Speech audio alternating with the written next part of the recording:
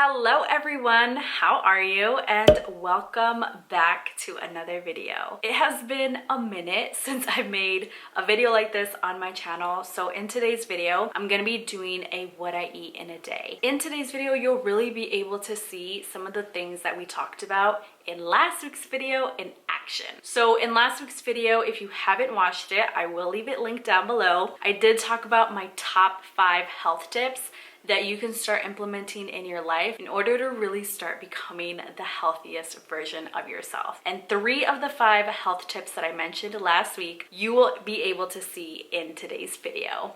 So the way that I like to do my what I eat in a day type videos is you will be able to see my breakfast, lunch, and dinner in this specific video. But when it comes to snacks, I do like to separate that video. I do eat 1 snack per day, but the reason why I like to divide those up is because in my snack videos, I give you a lot of options. So I give you a sweet snack, a savory snack, and a quick grab and go type snack. So if you are interested in watching next week's video, don't forget to hit that subscribe button, and let's go ahead and get started with today's video.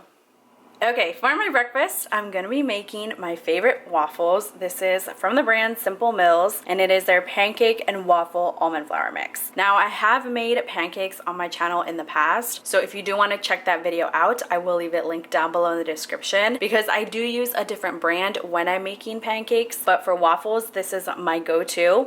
Simple Mills is also dairy, gluten, grain, and soy-free for this specific mix, and the reason I like it is because it is made up of much better ingredients in comparison to the waffles that I used to eat.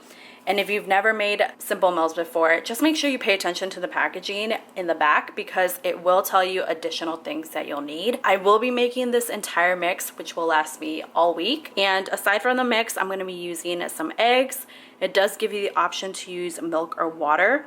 I will use water. And then for my oil, I'm gonna be using coconut oil, which I'll be melting here in just a second. I got some pasture-raised eggs.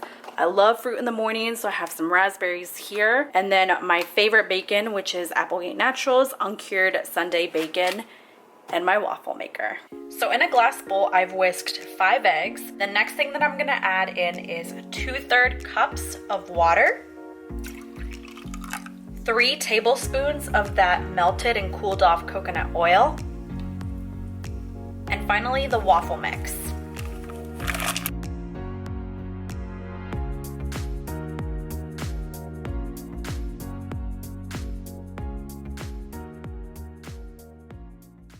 Okay guys, waffles are all done for the week, and this box did make 15 waffles for me. I will store them in the refrigerator because I am gonna eat them within the week.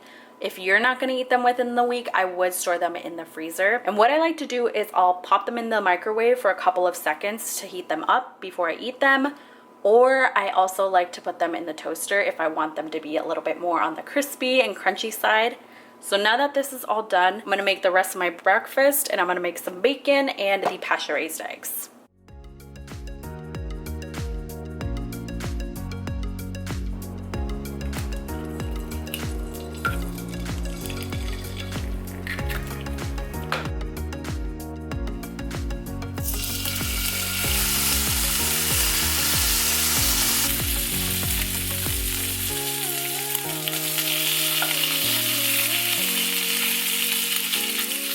My first meal of the day is all put together. Got my waffles, my pasture-raised eggs, crispy bacon, wash my raspberries, and then I will be drizzling some maple syrup on top of the waffles. I do like to get this giant bottle at Costco, by the way. I'm gonna go ahead and eat this, and I will see you guys back here for the next meal. Hey guys, it is lunchtime, and this next meal is honestly one of my favorites to make. I feel like I make it all the time, but it's one of my go-tos because sometimes when I don't know what to eat for lunch or dinner, because this also can be a dinner idea, I will make this, and it comes out so good every single time. So I'm gonna be showing you how I make my nachos, and if you are enjoying the video so far, please be sure to give it a like. It does help the channel out, and it also allows other people to be able to find my channel. Now, let's get to those nachos. So for my nachos, I'm gonna be using Siete's tortilla chips. These are the ones in sea salt, and you guys already know how obsessed I am with Siete. I talk about them all the time, and I just really like them because their ingredients are much better, and they just keep coming out with so many products within their line. So in these chips, we have some cassava flour, avocado oil, which is a high quality oil that I talked about in last week's video. We got some coconut flour, chia seeds, and sea salt. And then down here, we can see all the things that these chips are free from. For my protein, I like to get it at Costco. So if you have a Costco or you grocery shop at Costco, get your hands on this quality protein. It's quality protein because it is 100% grass-fed, something that we really want to be looking out for. I will be making around 2 pounds of that, and I will be seasoning it with some Siete taco seasoning.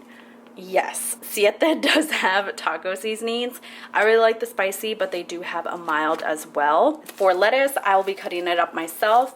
And typically for my salsa and my queso, that would also be Siete products, but I wanted to switch things up a little bit. I will put the salsa and the queso that I use here on the side. For my salsa, I got it at Trader Joe's.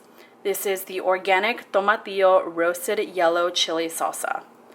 Wow. That is a mouthful. And then for the cashew queso, this is Trader Joe's organic creamy cashew fiesta dip. I really like it when you heat it up. So if you're gonna eat this, make sure that it's heated up because it doesn't taste as good if you just eat it cold. And then we got some avocado. All right, and like how I had mentioned, I am gonna be making 2 pounds worth of the 100% grass-fed beef. So I'm gonna start off with that, and then I'll show you how I put all of it together.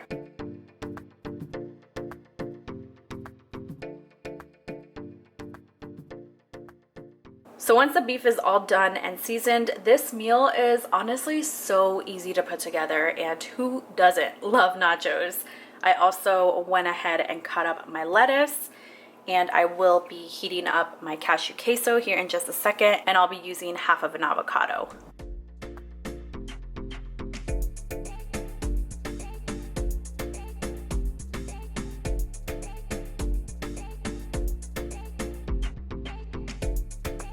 And there we have it, the easiest lunch to put together. Just like breakfast, it is going to keep me satisfied and full for a long period of time because we have a healthy balance of a fat, a carb, and a quality protein. When we have a balance of all these things, my blood sugar levels are going to keep in balance, so my mood will also be in balance.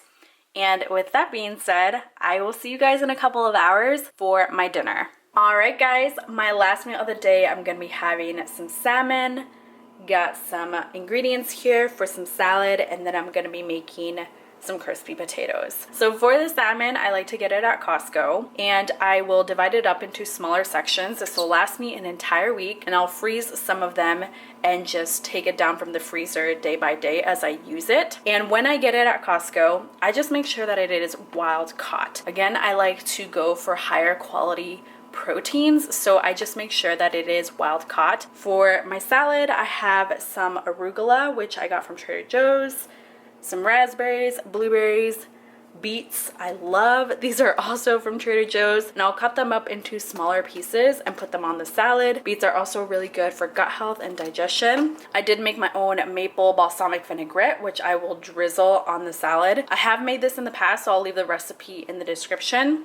And then a potato for some crispy potatoes. So I'm gonna go ahead and peel and cut my potato into smaller pieces, and I will make the crispy potatoes first because they do take a little bit longer to make than the salmon. All right, got my potato all peeled and cut just the way that I like it. For the oil that I'm gonna be using to make the crispy potatoes, I will be using some ghee. This is from the brand Fourth and Heart, and it's their Himalayan pink salt flavor. And if you happen to have any issues digesting dairy, this could be an awesome option for you to try. Ghee is clarified butter, so the milk solids have been removed, so it might be easier for you to digest if you do have that problem with the dairy. For my seasoning that I like to use on my potatoes all the time, it's the 24 herbs and spices, and then I will also be sprinkling in some Himalayan pink salt and black pepper. And to cook the potatoes, I'm gonna turn my stove onto medium heat and just let the pan heat up.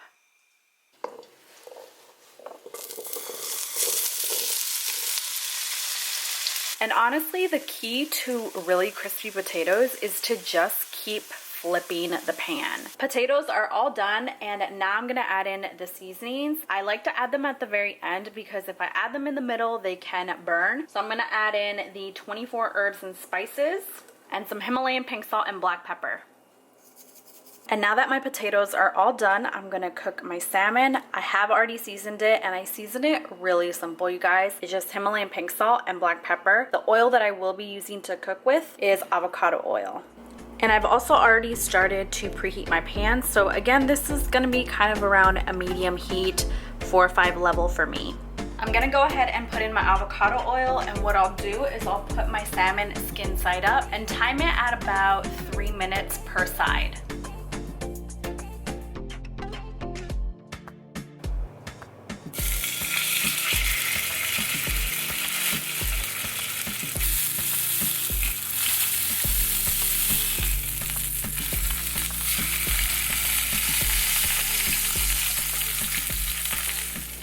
Check it out, you guys. This is how everything came out. The salmon I did cook for 3 minutes on one side, flipped it, and then cooked it for 2 minutes. So feel free to play around with those times because sometimes it really just depends on how thick your salmon is.